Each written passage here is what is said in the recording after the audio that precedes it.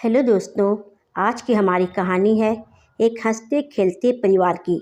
ना जाने ज़िंदगी कब कैसी करवट ले ले। हंसते खेलते परिवार को ना जाने किसकी नज़र लग गई कि अचानक एक दिन नंदिता के पति का देहांत हो गया और अब परिवार में दुखों का पहाड़ टूट पड़ा, क्योंकि इस परिवार में नंदिता के पति के अलावा और कोई कमाने वाला नहीं था। बच्चे अभी छोटे थे जो इस घर को चलाते। घर की आर्थिक स्थिति कोई ख़ास अच्छी नहीं थी, लेकिन फिर भी घर खुशहाल था। अब कमाने का कोई ज़रिया नहीं दिख रहा था। पति के रहते हुए तो उन्हें किसी भी तरह की परेशानियों का सामना नहीं करना पड़ा, पर अब घर संभालने के साथ साथ घर को चलाने की भी जिम्मेदारी आ पड़ी थी नंदिता के कंधे पर। 3 बच्चे थे, उन्हें पढ़ाना भी था, घर भी चलाना था। हालांकि घर में गाय और भैंस भी थी, उनका दूध बेचकर कुछ पैसे मिल जाते और राशन भी थोड़ा बहुत आ जाता था। लेकिन फिर भी नंदिता कुछ काम करना चाहती थी ताकि बच्चों की परवरिश अच्छे से कर पाए, बच्चों को पढ़ा लिखा कर उनको उनके पैरों पर खड़ा कर दे, क्योंकि अब बाप की जिम्मेदारी भी अपने बच्चों के लिए उसे ही करनी थी। इसलिए नंदिता कुछ काम करना चाहती थी।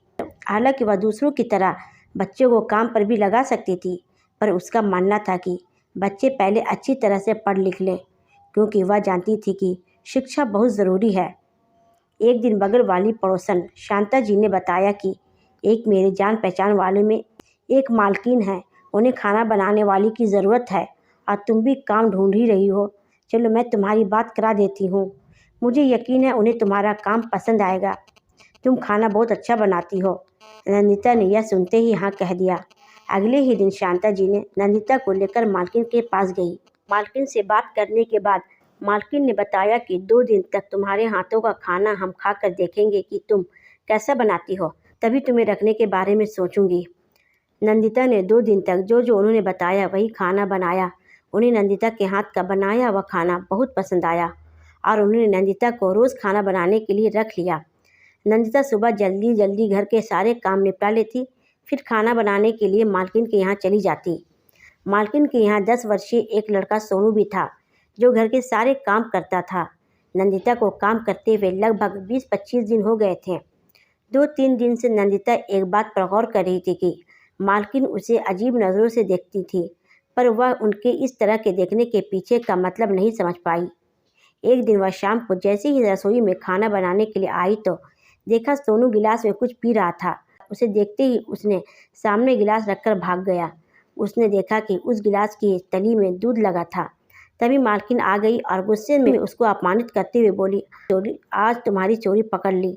तुम चोरी चोरी दूध पीती हो। मैं बहुत दिनों से देख रही थी, मुझे भगोने में रोज़ दूध कम लग रहा था। तुम्हें ऐसा करते हुए शर्म नहीं आई? आज के बाद से तुम मेरे घर में काम नहीं करोगी। नंदिता ने इतना सुनते ही गुस्से से मालकिन को देखा तो पीछे वह लड़का भी खड़ा था और मालकिन की बातें सुन रहा था। चोरी का इल्ज़ाम सुनते ही नंदिता गुस्से से भड़क उठी। उसने सामने खड़े सोनू को अपनी ओर खींच कर लाई और मालकिन के सामने खड़ा करते हुए कहा, सोनू सही सही बता कि यह दूध की चोरी कौन करता है। सोनू पूरी तरह से डर गया और हकलाते हुए कहने लगा, वह मैं दूध की चोरी करता था। पहले तो मुझे मौका नहीं लगा, लेकिन जब से आप आने लगी तब से मैंने सोचा कि चोरी मैं करूँगा और इसका इल्ज़ाम आपके ऊपर लगा दूँगा।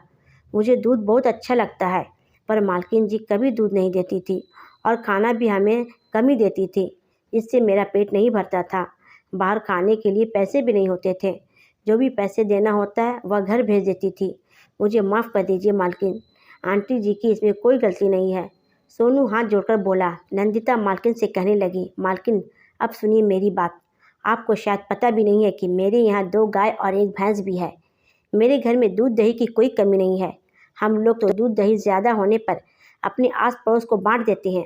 आपके यहाँ काम करती हूँ, इसका मतलब यह नहीं कि आप मुझे गरीब समझकर कोई भी इल्ज़ाम मुझ पर लगा दे। क्या गरीब की कोई इज्जत नहीं होती? ज़रूरी नहीं होता कि हर गरीब आदमी चोरी ही करे, बल्कि कभी कभी तो इतना स्वाभिमानी होता है कि मेहनत करके कमा लेगा, लेकिन किसी से भीख नहीं मांगेगा और चोरी नहीं करेगा।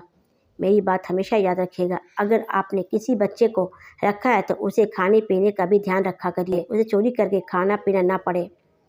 अब तो मालकिन की नज़रें नीचे हो गई और उन्हें अपने ऊपर शर्म आ रही थी कि उन्होंने बिना गलती किए नंदिता को अपमानित कर दिया। वह धीमे स्वर में बोली, मुझे माफ़ कर दो नंदिता, मुझसे गलती हो गई। तुम्हें काम छोड़कर जाने की कोई ज़रूरत नहीं है। नहीं मालकिन, चोरी का इल्ज़ाम लगाने के बाद तो अब मैं यहाँ एक पल भी नहीं रुक सकती। जितने दिन तक मैंने काम किया उतने दिनों का हिसाब कर दीजिए, और एक बार जो मैंने कह दिया सो कह दिया। अब मैं इस घर में एक पल भी नहीं रुक सकती। यह कहते हुए नंदिता अपना हिसाब कर पैसा लेकर चली गई। दोस्तों, आपकी क्या राय है इस कहानी के माध्यम से? नंदिता ने सही किया या नहीं, हमें कमेंट सेक्शन में ज़रूर बताइएगा। अगर कहानी अच्छी लगी हो तो मेरे चैनल को सब्सक्राइब ज़रूर करें। चलिए, मैं आपसे फिर मिलती हूँ एक नई कहानी में। तब तक अपनी हिंदी कहानी सेंटर को दीजिए इजाज़त।